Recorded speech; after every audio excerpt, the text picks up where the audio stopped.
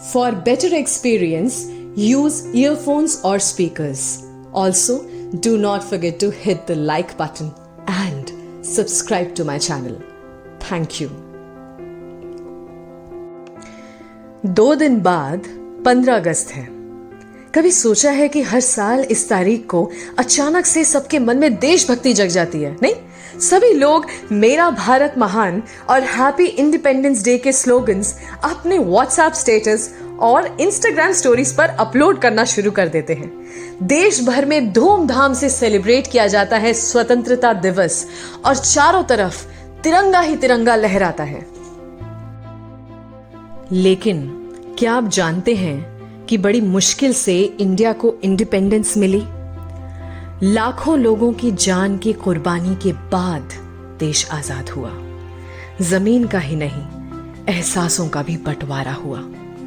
और बंटवारे के बाद हम अगर ये सोचें कि हम स्वतंत्र हैं, हमें कुछ भी बोलने और कुछ भी करने की आजादी है, तो क्या आपको लगता है कि बोलने की आजादी या फ्रीडम ऑफ स्पीच को हमने सही मायने में समझा है? There is a difference between स्वतंत्रता एंड स्वच्छंदता। हमें फ्रीडम ऑफ स्पीच का राइट है, लेकिन इसका यह मतलब तो नहीं कि फ्रीडम ऑफ स्पीच की आड़ में हम कुछ भी बोलने लगे। स्टैंड लेना जरूरी है दोस्तों। अगर हमें स्टैंड लेना ही है तो हमें यह भी तो देखना चाहिए कि हम अपने देश के हित के बारे में बोल रहे हैं और अपने देश के हित के बारे में सोच रहे हैं। फिर क्यों हम एंटी नेशनल चीजों को सपोर्ट करते हैं? गौर करने वाली बात है, आए दिन हम शिकायतें करते हैं। कभी शिकायतों से आजादी लेकर देखो, बड़ा सुकून मिलता है। अगर शिकायतों से समस्या का हल निकलना होता तो कब का निकल जाता। दरअसल हम अपनी ही सोच में कैद हैं और दूसरों से उम्मीद करते हैं कि वो हमें आजाद करेंगे। कभी चींटी को देखा है? वो अपना रास्ता खुद निकालना जानती है, उसे कोई कैद नहीं कर सकता।